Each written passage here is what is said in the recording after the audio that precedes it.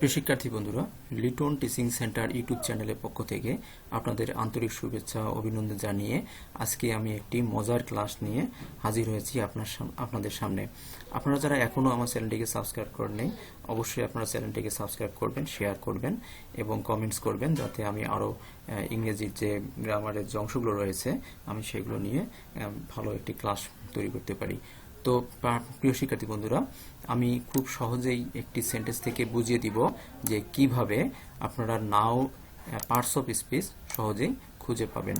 তো প্রিয় শিক্ষার্থী বন্ধুরা, এই সেন্টেন্সটি একটু লক্ষ্য করুন।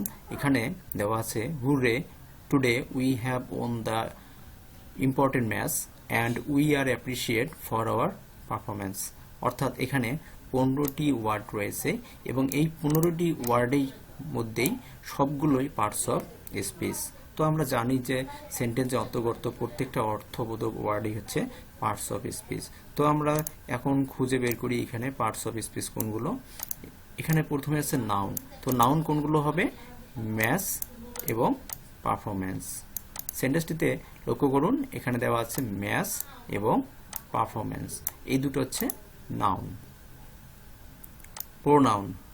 প্রোনাউন হচ্ছে কি? We, hour.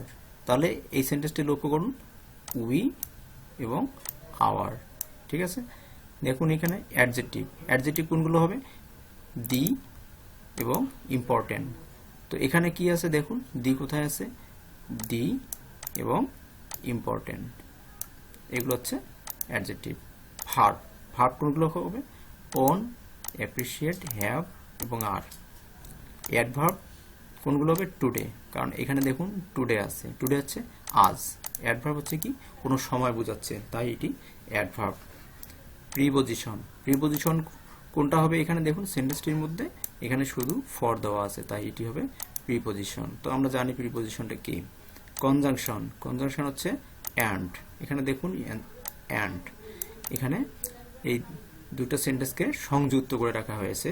এখানে সাবজেক্ট হচ্ছে উই দ্বারা, এখানে পরেরটি রয়েছে উই দ্বারা, তাই দুটো সেন্টেন্সকে অ্যান্ড দিয়ে সংযুক্ত করা হয়েছে, তাই এটাকে বলা হয় কনজাংশন।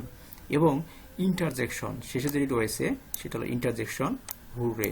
তাহলে হুররে মানে হচ্ছে কোনো বিস্ময় সূচক, আনন্দ, উল্লাস, বেদনা, করুণা, এই সকল যদি বোঝায় তাহলে আমরা বুঝতে পারি এটা হলো ইন্টারজেকশন। তো প্রিয় শিক্ষার্থী বন্ধুরা, আপনারা বাসায় প্র্যাকটিস করুন যে কোনো একটি সেন্টেন্স লিখে এবং সেই সেন্টেন্স থেকে পার্টস অফ স্পিচ খুঁজে পাওয়ার চেষ্টা করুন। তো প্রিয় শিক্ষার্থী বন্ধুরা, আমি মনে করি যে আপনাদের ক্লাসটি খুব ভালো লেগেছে, বিশেষ একটি ক্লাস।